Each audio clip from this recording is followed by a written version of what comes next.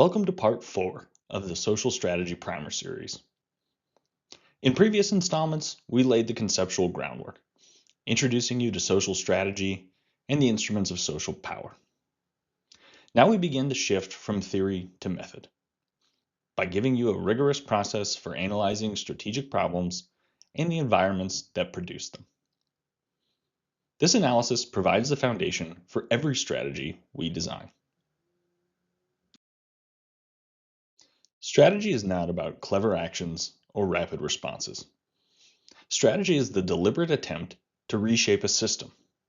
And before we can do that, we must understand how the system works.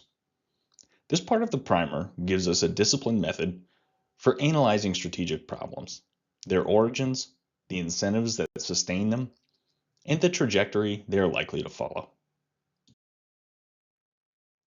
We begin with a definition. A strategic problem isn't an event, an adversary, or a policy failure. It's a persistent condition of a system, something that emerges from multiple actors behaving rationally in pursuit of their interests. Because of that, no single actor can solve a strategic problem, and no short-term action will meaningfully change it. Understanding a strategic problem this way brings clarity and avoids the common trap of misdiagnosing symptoms as causes. It is tempting to think of strategic problems as inherently needing to be fixed. But this is only half the picture. Instead of seeing them as problems to be solved, it is better to think of them as conditions to be solved for. Strategic problems can take two forms, positive or negative. Negative problems are harmful conditions that must be remedied. Positive problems are desirable conditions that we want to defend or maintain. For example, a company that leads an industry faces a strategic problem of maintenance. How do we preserve our market share and leadership position? A startup challenger, on the other hand, faces a strategic problem of change. How do we alter the equilibrium in our favor to gain market share or achieve profitability? Thinking of strategic problems as conditions rather than failures helps us focus on the system itself. Strategic problems arise where overlapping interests produce tension. Some interests align, some conflict, and the result is an emergent equilibrium that no one fully controls. Strategic problems are essentially the net effect of the actions taken by individual actors in the system pursuing their own interests in isolation.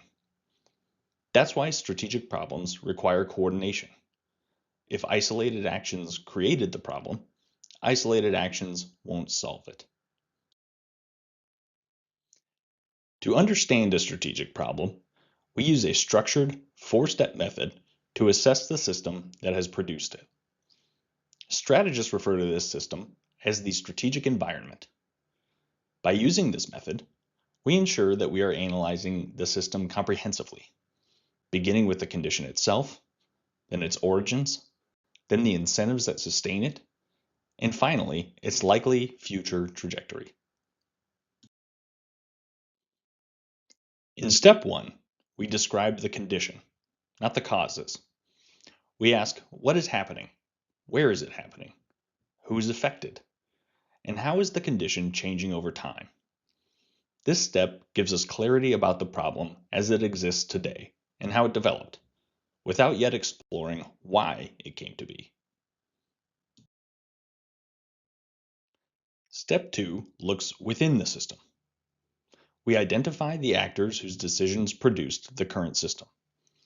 This is not about blame, it's about understanding agency. Strategic problems emerge from the aggregated choices of real people and institutions acting within a system. To change the system, we must understand how the current equilibrium came into being. In step 3, we analyze why actors behave as they do. Humans operate under bounded rationality. They make satisfactory, not necessarily optimal decisions based on limited time energy, knowledge, and incentives. By understanding the incentives, constraints, regulatory structures, and external forces at play, we learn why harmful behaviors persist and which factors must change to shift the system. To do this requires strategic empathy, the act of seeing the system through the eyes of others, including actors you may disagree with. Strategic empathy is not sympathy or approval. It is disciplined understanding of others' beliefs about the world, their interests, and their capacity to act within the system.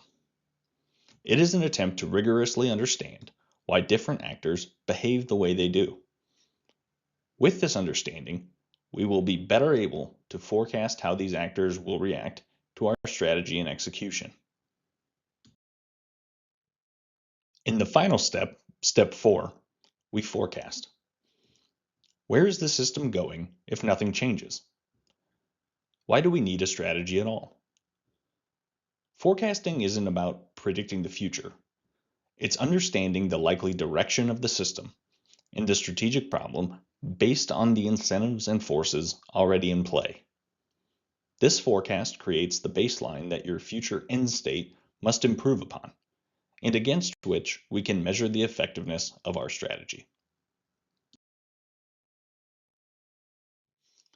Throughout our analysis of the strategic environment, we will have made many logical inferences based on the available evidence. These inferences are called assumptions, and even the most rigorous analyses rely on them. Assumptions allow us to make claims that we treat as true for the purpose of prediction, even if we cannot fully verify them. Good strategy requires surfacing these assumptions, testing them, and assigning confidence levels. Assumptions are often made unconsciously. To surface these assumptions, we can ask ourselves the following questions. Where do we lack evidence for our claims of fact? Where have we inferred intent without direct evidence, such as official statements or media quotes? What correlations are we treating as causal? What trends are we expecting to continue or change? These questions help us expose the hidden scaffolding of our analysis and provide a basis against which to test our reasoning. Once identified, assumptions must be validated. We assign confidence levels not only on how likely the assumption is to be true, but also on how damaging it would be if it were false. Low confidence assumptions must be examined closely, challenged, or supplemented with additional evidence. The method for understanding the strategic environment presented here is particularly rigorous, but this analytical rigor prevents us from designing strategies built on sand. It ensures that as we proceed with our strategy design, our end states are realistic, our ways are targeted, and our means are aligned. It also dramatically reduces the risk of strategic failure by bounding our strategy in the inherent logic of the system we seek to influence.